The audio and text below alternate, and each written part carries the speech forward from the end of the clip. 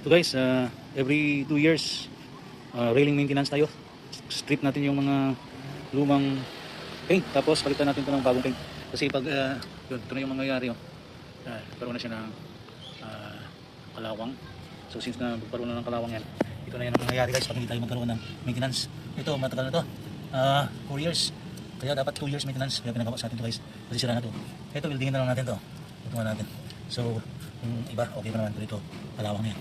Ano na guys. So, ito yung gamitin natin guys. Pang strip ng paint natin. Yan, so meron tayo dito 180. Number 180.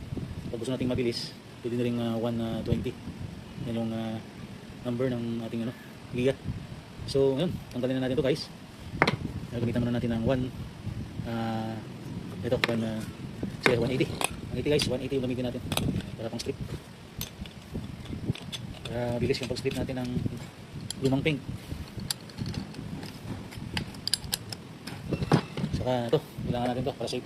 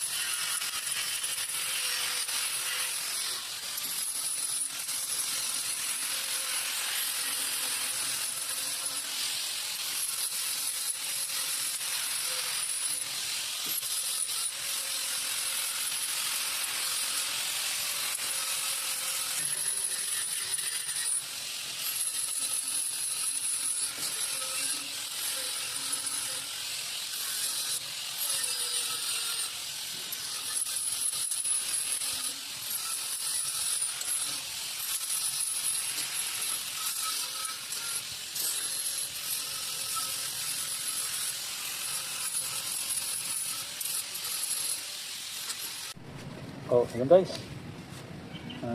Tapos na tayo. Strip na natin yan. Ito kasi, winild natin yan. Winilding natin, dilugtungan natin dahil kalawang na. Naputol na yan, butas-butas na ito. Kaya dilugtungan natin. Yan. So yun lang yung technique para hindi tayo magpalit ng bago. Strip, tapos bagong paint. Yung mga tumalawang, butas, dugtungan. Tanggalin at dugtungan. Okay.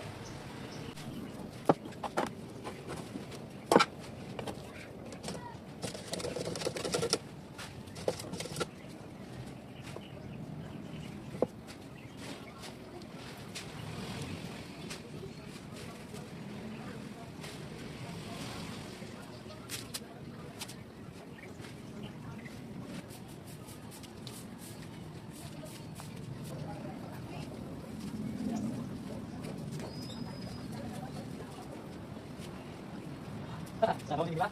Sabaw din ba?